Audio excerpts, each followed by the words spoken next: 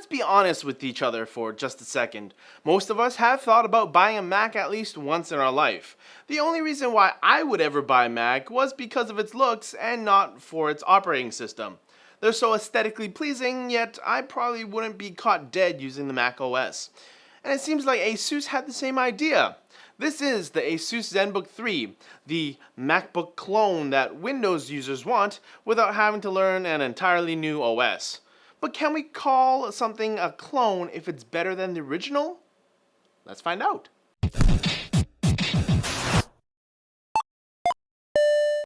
Ah yes, our old friend the Zenbook. This time it's the Zenbook 3. It's been over 10 months since Keys reviewed the last Zenbook. The Zenbook 3 is a 12.5-inch Ultrabook. The Zenbook 3 comes in rose gold, quartz gray, and royal blue, which is the one we have right here with the gold accents. I wasn't joking when I said the Zenbook 3 was a clone of the MacBook. Just look at it! In terms of actual dimensions, the Zenbook measures 296 by 191.2 by 11.9 millimeters and weighs in at 910 grams. So it's a bit wider, a little shorter, slightly thinner, and lighter than the actual MacBook. Moving right along, on the top we have the solitary ASUS logo in gold on a blue spun metal cover. On the right hand side, a single USB Type-C port for charging and other uses. On the left hand side, there's a single headphone jack. This, again, is quite similar to the MacBook. ASUS just swapped the sides. And at the very bottom of the Zenbook, you'll find 2 of the 4 speakers. Opening up the Zenbook, we are greeted with a glossy finished screen, which is a change from the previous Zenbook that we reviewed. Like I mentioned earlier, the Zenbook 3 has a 12.5-inch screen, which has a 1920 by 1080 resolution. At the top of the screen, we have a VGA camera, and at the very bottom of the screen, we have an ASUS Zenbook logo. On the keyboard half of the Ultrabook at the top, we have the other 2 speakers. The keyboard is a chiclet style keyboard, which is backlit and has a 0.8mm travel distance. Finally, underneath the keyboard is the precision trackpad with palm rejection technology and a fingerprint reader. Our unit that we have here also comes with a compact power brick to charge the 40-watt battery, a sleeve for a little extra style and protection, and a USB Type-C universal dock that has a Type-C pass-through for charging, HDMI out, and a USB 3 port. Well, it's not just for pass-through charging. If you have other things that use USB Type-C, then that works. Now, spec-wise, the Zenbook 3 is running an Intel Core i7-7500U, running at 2.7 GHz. It has 16 gigs of RAM, has Intel Graphics 620, 512 gig SSD, and it's running Windows 10. Now that the pleasantries are out of the way, let's talk more about the user experience. First up, the 12.5-inch screen. Watching content on the Zenbook 3 has been a total joy. Obviously, you can't expect anything else from an Ultrabook with an IPS screen. The glossy finish does make content more vibrant, but obviously the downfall there is that in a brightly lit room, the reflections can be a bit bothersome.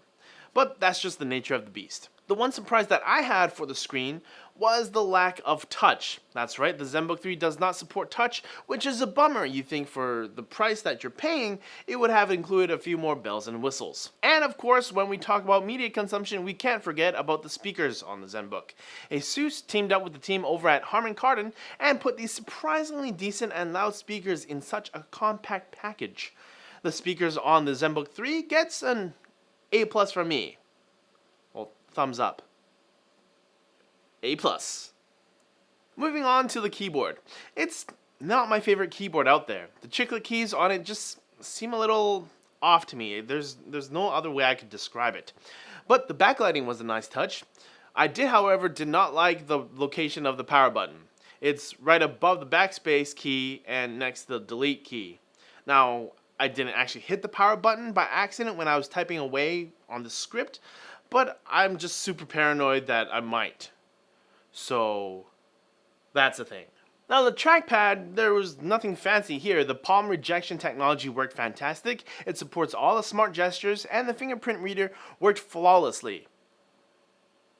When logging into stuff, just press the button or the sensor, no complaints. So how does the Zenbook 3 perform? Well, we ran it through Cinebench and got a result of 42.33 FPS in OpenGL and a CPU score of 334 CB. In the Unigine Heaven benchmark, the Zenbook 3 received a score of 276 and an average FPS of 11. Battery life has been above average when compared to other Ultrabooks that I've used in the past. A solid 7 hours doing daily things and consuming content while being mindful of brightness settings and whatnot. Although I will say that the Zenbook 3's fan can be a bit loud at times when you're typing away, it just gets a bit annoying. Speaking of annoying things, the Zenbook 3 is a fingerprint magnet. The blue color of the Zenbook seems to accentuate fingerprints more than other Ultrabooks, but with a microfiber towel, and if you just wipe in a circular motion on the cover, most of the fingerprints leave the surface if you do that. So that's the Zenbook 3. A great option for someone who's looking for something that's comparable to a MacBook. In fact, it has the same price of the MacBook, but has an i7 CPU, double the RAM, has an included USB Type-C port, dock, which, of course, Mac users have to pay extra for. And if you want to learn more about the Zenbook, click here or down in the description. Thanks for watching. Click over here for previous videos. Check us out on Twitter over here. And as always, like the video if you liked it, comment down below for fans with benefits, and subscribe for more videos like this from NCIX. We'll see you later.